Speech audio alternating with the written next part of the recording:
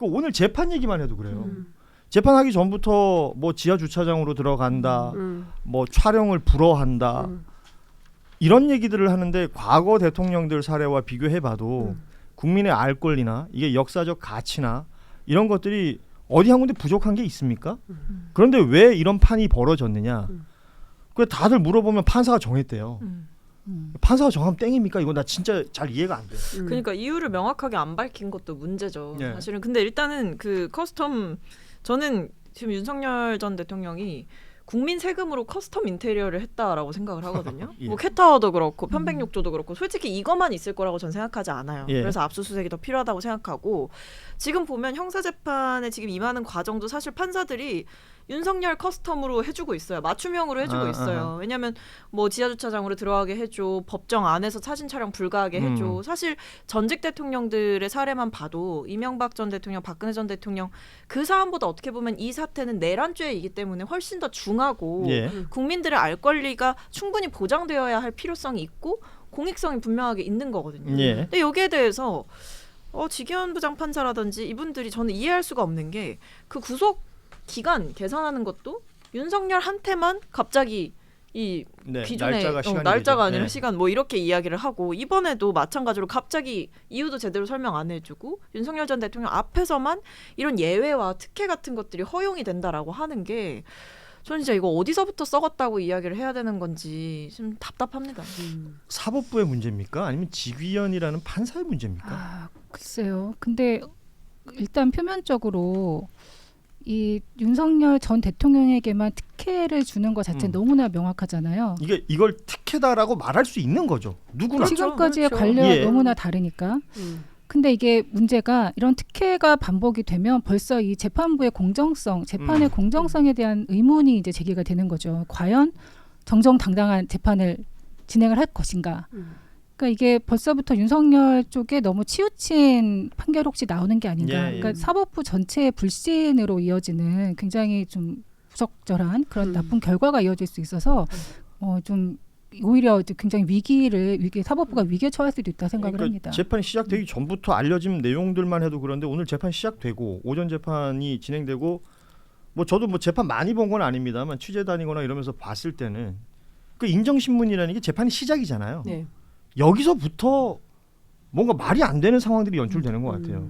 뭐 아시는 분 아시겠지만 인정신문이라는 게 이름 뭐냐, 어디 직업 사냐, 뭐냐. 주소 어디냐, 직업 뭐냐 이렇게 물어서 얘기하는 건데, 그러니까 단적인 예로 박근혜 전 대통령 같은 경우에도 인정신문이 있었고 당시에 직업이 뭐냐 무직입니다. 이게 신문지상에 기사로 나왔었고. 네. 근데 오늘은 판사가 먼저 얘기를 해줬다는 거예요. 그러니까 주소는 물어봤나 봐. 아크로비스타 산다 그랬더니 그 직업은 전직 대통령이시죠? 그러니까 판사가 이랬다는 겁니다. 도대체 이해가 안 돼요. 그러니까 뭔가 봐줄 결심을 하지 않고서야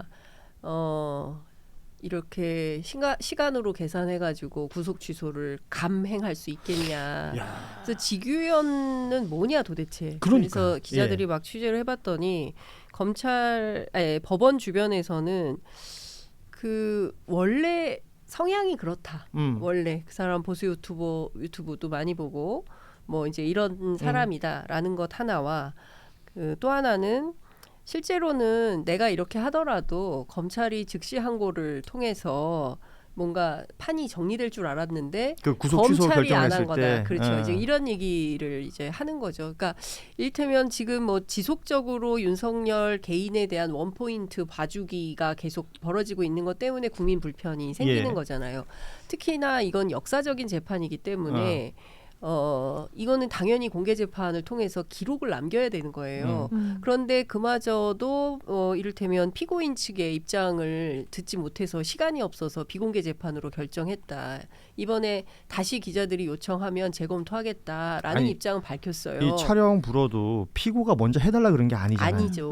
예. 그렇기도 하고 아니 물론 이제 대법원의 법정 방청 및 촬영 등에 관한 규칙에 따르면 피고인의 동의가 있을 때 촬영할 수 있도록 한다. 뭐 이건 네. 인권 재판 뭐 등등에 대한 것이겠죠. 근데 없더라도 이제 공익이 우선하면 네. 당연히 공개를 해야 되는 재판부가 거예요. 결심할 수 있고. 그렇죠. 예. 그런데 이를테면 지금은 그렇지 않다라고 판단을 한 거니까 일각에서는 그런 얘기도 나오는 거예요. 이거 괜히 일테면은 그 윤석열에게 굉장히 유리한 발언을 지속적으로 하게 함으로 인해서 공소기각으로 결론 내려고 미리 빌드업하는 거 아니야? 라는 얘기까지도 나오는 수준이에요. 근데 오늘 이 제가 뭐 아까 속보 나온 거 쭉 종합을 해봤더니 네. 기본적으로 우리가 헌법재판소에서 알고 있었던 최소한 팩트 체킹이 다 됐던 사실도 또 아니라고 했어요. 내가 체포 지시를 했다고 새빨간 거짓말이다. 적은 인원으로 국회 봉쇄는 불가능하다. 이 자체가 넌센스다. 뭐 이런 등등의 얘기를 해요. 그러니까 헌법재판소에서 주장했던 것을 되풀이 반복하고 있는 상황이다. 그러니까 요걸 정리하자면 이제 모두 진술이 있었고 그 모두 진술 40여 분 정도 했다고 합니다.